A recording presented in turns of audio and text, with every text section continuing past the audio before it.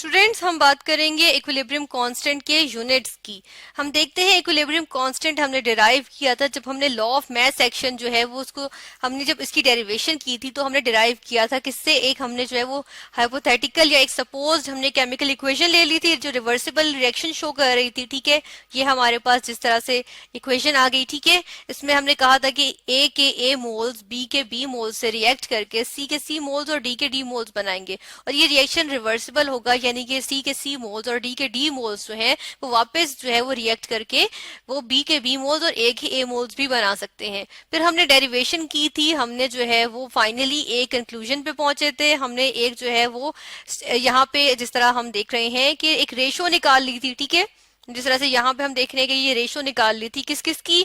हम कहते हैं हमने जो है वो प्रोडक्ट्स के कंसंट्रेशन की प्रोडक्ट की कंसंट्रेशन की प्रोडक्ट ली थी। ठीक है, प्रोडक्ट्स ये जो हमारे पास है इनकी कंसंट्रेशंस की प्रोडक्ट ली थी। ठीक है, तो हम देखते हैं कि वो उसकी रेशो जो थी, यानी कि हमने यहाँ प्रोडक्ट्स लिख देते हैं और इसकी कंसंट्रेशन की बात है इसलिए हमने कहा स्क्वायर ब्रैकेट्स जो हम डालेंगे वो हम किस लिए डालते हैं, हम कंसंट्रेशन के लिए डालते हैं। ठीक है, और हम यहाँ कहते हैं कि प्रोडक्ट्स की कंसंट्रेशन ओवर रिएक्टेंट्स की कंसंट्रेशन। अब ये जो है वो कन्वेंशन है। ठीक है, कि हमने हमेशा से जो है वो यही लेना है, ये जो है वो तय है कि हमेशा प्रोडक्ट्स ऊपर आएंगी और रिएक्टेंट्स की कंसंट्रेशन नीचे आएगी। ठीक है, जिस तरह यहाँ पर भी दिया हुआ है। तो ये कंसंट्रेशन जो है यानी ratio of concentration of products to the ratio of to the concentration of reactants. ठीक है, तो हम कहते हैं ये जो होती है वो किसी एक जो इक्वेशन होती है उसके लिए जो है ये कांस्टेंट होती है। और ये कांस्टेंट हमारे पास क्या चीज आ गई है, ये कांस्टेंट हमारे पास हमने इसको कहा है इक्विलिब्रियम कांस्टेंट। ठीक है, हम भी यहाँ पे ये भी मेंशन करते हैं कि ये क्या कहलाता है, इक्विलिब्रियम क्योंकि इक्विलिब्रियम पे आया है ये कांस्टेंट। ठीक है, तो ये इक्विलिब्रियम कांस्टेंट आ गया। ठीक है, अब हम देखते हैं कि इस तरह से हम अगर हमारे पास कोई एक्चुअली एक इक्वेशन हो, ये तो हमने जनरल इक्वेशन ली थी, सपोज्ड इक्वेशन ली थी, हमारे पास ए बी या सी या कोई डी जो है वो कोई एलिमेंट नहीं था बल्कि सपोज्ड थे। ठीक है, इनके मोल्स भी सपोज्ड थे। अब हम जो है वो एक्चुअल जो है वो इक्वेशन ले लेते हैं। इसमें हम बात कर लेते हैं, यहाँ पर हम लेते हैं एक सिंपल पहले एक इक्वेशन लेके बात करते हैं।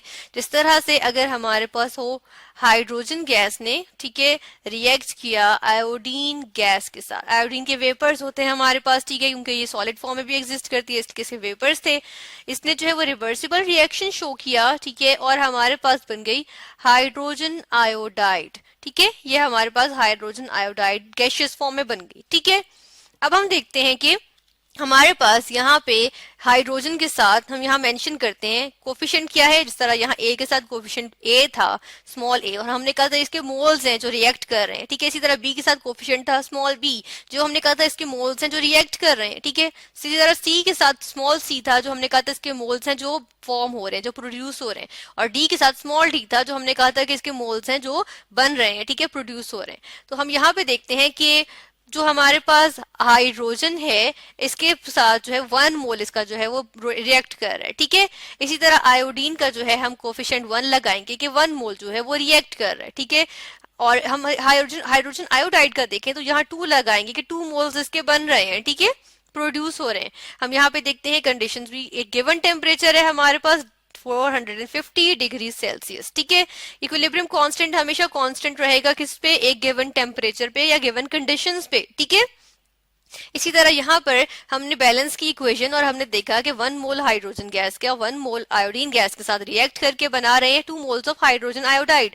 और 2 मोल्स ऑफ हाइड्रोजन आयोडाइड वापस जो है वो डिकम्पोज होके आयोडीन गैस के वेपर्स 1 मोल और हाइड्रोजन गैस के 1 मोल जो है वो भी बना रहे हैं। ठीक है, तो अब हम देख लेते हैं कि इसका अगर हम डिराइव करके इसकी यूनिट्स निकाल लेते हैं। ठीक है, हमने कहा कि जब हम करते हैं तो उसके बाद इसकी रेशो निकालते हैं प्रोडक्ट्स ओवर रिएक्टेंट्स। ठीक है, कंसंट्रेशन से। तो इस तरह हम यहाँ पर भी कर लेते हैं कि प्रोडक्ट जो है वो हमारे पास क्या है, हाइड्रोजन आयोडाइड। हमारे पास अब यहाँ पे जिस तरह ऊपर सी और डी थे तो हमने सी और डी स्क्वायर ब्रैकेट्स में लिखा था, हम यहाँ पे हाइड्रोजन आयोडाइड, ठीक है, इसी तरह लिखेंगे। और जो सी के मोल्स थे या डी के मोल्स थे उनकी जो है वो ऊपर कोफिशिएंट जो है वो पावर की फॉर्म में आई थी, तो यहाँ पे इसकी जो है वो 2 है तो ये पावर की फॉर्म में ऊपर 2 आ गया। ठीक है, फिर हम देखते हैं कि हमारे पास प्रोडक्ट तो एक ही है इसलिए एक ही लिख दी। ठीक है, अब हम देखते हैं कि रिएक्टेंस नीचे जो है वो अब जो डिनोमिनेटर है, ठीक है, इसमें हमारे पास रिएक्टेंस की कंसेंट्रेशंस आएंगी, इनका प्रोडक्ट आएगा। तो हम देखते हैं कि ए है और बी है।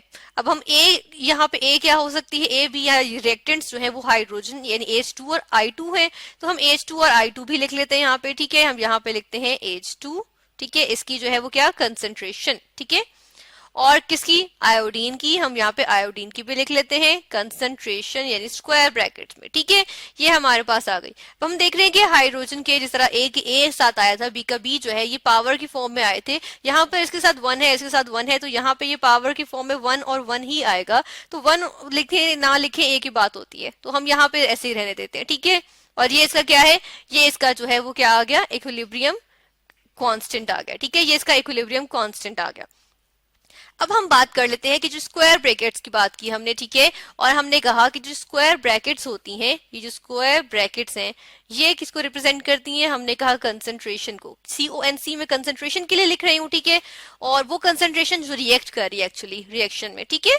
और हम कहते हैं कि जो स्क्वायर ब्रैकेट्स हैं इनको हम जो यूनिट्स होते हैं वो होते हैं मोल्स पर डेसीमीटर क्यूब, ठीक है, या फिर हम कहते हैं मोल्स पर लीटर। लीटर और डेसीमीटर क्यूब एक ही होते हैं, ठीक है, तो हम लीटर के हैं या डेसीमीटर क्यूब का एक ही बात है। हम कहते हैं मोल्स पर लीटर या moles per decimetre cube, usually इसका जो है वो हम यूनिट्स लेते हैं, ठीक है। ये इसके क्या आ गए, यूनिट्स, कंसंट्रेशन के यूनिट्स आ गए, ठीक है। हम यहाँ पे कह रहे हैं कि मोल्स पर डेसीमीटर क्यूब या मोल्स पर लीटर। अब हम जो है वो स्क्वायर ब्रैकेट्स के लिए आ गया, ठीक है, यानी इसके अंदर जो भी चीज मौजूद होगी इसके जब हम जो है वो इसकी कंसंट्रेशन की बात करेंगे तो जो हम यूनिट्स लेंगे वो हम ये लेंगे, ठीक है। फिर हम कहते हैं कि यहाँ पे हम इसकी जो है वो यूनिट्स ले लेते हैं, ठीक है, क्योंकि हम यूनिट्स की बात कर रहे हैं। तो इक्विलिब्रियम कांस्टेंट के यूनिट्स की अब हम बात करते हैं कि इक्विलिब्रियम कांस्टेंट के यूनिट्स हमेशा जो है वो हर रिएक्शन के लिए डिफरेंट होते हैं। जिस तरह यहाँ पे अगर हम देखें तो क्या हमारे जो है वो यहाँ पे हम देख लेते हैं कि हमारे पास क्या इक्विलिब्रियम कांस्टेंट के यूनिट्स आएंगे। इक्विलिब्रियम कांस्टेंट को हम इस तरफ से इधर ले आए, ठीक है, यानी इक्वल्स का साइन आ गया। अब हाइड्रोजन आयोडाइड की कंसंट्रेशन मोल्स पर लीटर में या मोल्स पर डेसीमीटर क्यूब में लेंगे, ठीक है, तो हमने ले लिया मोल्स पर डेसीमीटर क्यूब, ठीक है। अब ये जो मोल्स पर डेसीमीटर क्यूब है इसको मैं ऐसे भी लिख सकती हूँ मोल्स, ठीक है, और अगर ये जो मेरे पास मौजूद है ये जो डेसीमीटर क्यूब है, अगर इसको ऊपर ही ले जाऊं तो -3 हो जाएगा, ये माइनस में आ जाएगा क्योंकि अभी प्लस में है डिनोमिनेटर में, तो इसको मैं ऐसे भी लिख सकती हूँ मोल्स, ठीक है, डॉट डेसीमीटर का -3, ठीक है। तो इसको यहाँ इसको भी हम मोल्स पर डेसीमीटर क्यूब ही कहेंगे, तो मैं लिखती हूँ मोल्स पर डेसीमीटर क्यूब, ठीक है। अब स्क्वायर है यहाँ पे हमारे पास जो है वो ओवरऑल देख रहे हैं तो स्क्वायर है, इसका हम ले लेते हैं स्क्वायर, पूरे का स्क्वायर आ गया, ठीक है। फिर नीचे वाली जो टर्म है इसका ले लेते हैं कि हमारे पास क्या मौजूद है, हाइड्रोजन, इसकी कंसंट्रेशन क्या होगी, मोल्स पर डेसीमीटर क्यूब, ठीक है। और हमारे पास यहाँ पे तो कोई वो मौजूद नहीं है ना कि पावर मौजूद नहीं है, 1 ही है, तो 1 ना भी लिखे तो खैर होती है, ठीक है, तो हम यहाँ पे नहीं लिखते। फिर हम लिख लेते हैं आयोडीन की, ये भी क्या होगी, मोल्स पर डेसीमीटर क्यूब, ठीक है, इसकी भी आ गई हमारे पास, इसको हम एक्सटेंड कर लेते हैं। अब ये हमारे पास मौजूद है, ऊपर भी मोल्स पर डेसीमीटर क्यूब है। अब स्क्वायर का मतलब क्या है, स्क्वायर का मतलब है कि 2 दफा मौजूद है, ठीक है, तो हम इसको 2 दफा लिख लेते हैं। हम इसको एक और दफा लिख लेते हैं कि मोल्स पर डेसीमीटर क्यूब, ठीक है, यानी स्क्वायर का मतलब यही होता है। तो हम देख रहे हैं कि ऊपर भी वही चीज मौजूद है जो नीचे मौजूद है। हम इसकी जो है वो कैंसिलेशन कर सकते हैं, ये इससे कैंसिल हो गए, ये पूरी की पूरी यूनिट्स इससे कैंसिल हो गए।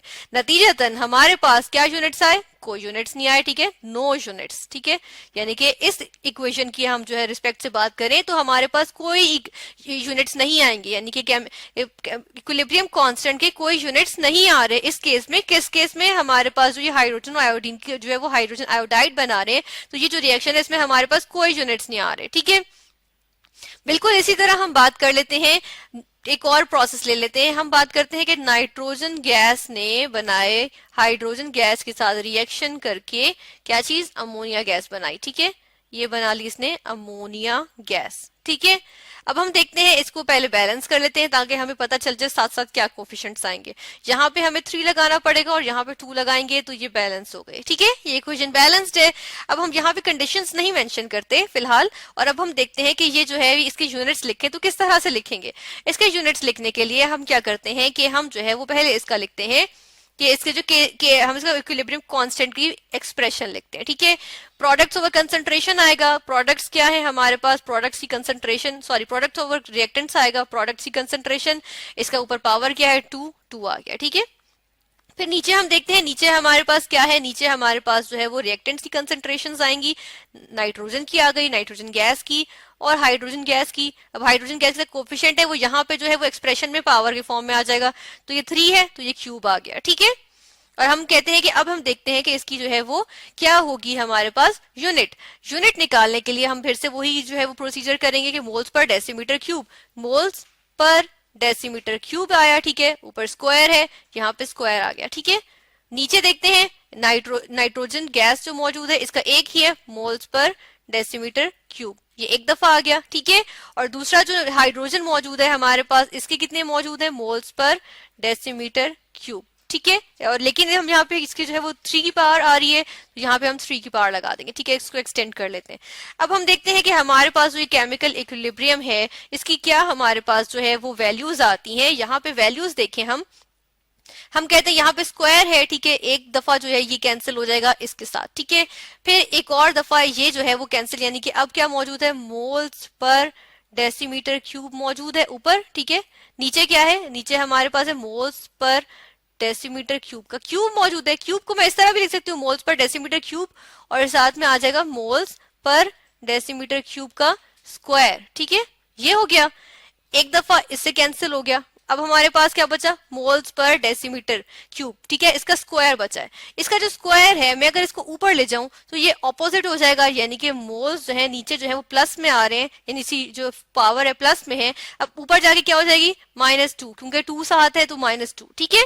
और जो डेसीमीटर क्यूब है ये किस तरह से आ जाएगा, ये नीचे जो है ये क्या हो रहा है, डिवाइड हो रहा है, यानी कि ऊपर जाया जाएगा तो पॉजिटिव में आ जाएगा, तो ऊपर लेके जाएंगे ये पॉजिटिव में आएगा प्लस, और जो है वो 3 2s are 6, तो यहाँ पे +6। तो ये हमारे पास यूनिट्स आ गए इक्विलिब्रियम कांस्टेंट के, जब हमारे पास रिएक्शन था अमोनिया गैस की फॉर्मेशन वाला, ठीक है। कि हमारे पास डिफरेंट आए, यानी कि जो हमने बात कही थी वो सही हुई कि इक्विलिब्रियम कांस्टेंट के यूनिट्स डिपेंड करते हैं किस पे, रिएक्शन पे, ठीक है। तो हमने देखा कि इक्विलिब्रियम कांस्टेंट के यूनिट्स जो होते हैं वो रिएक्शन टू रिएक्शन डिफर करते हैं।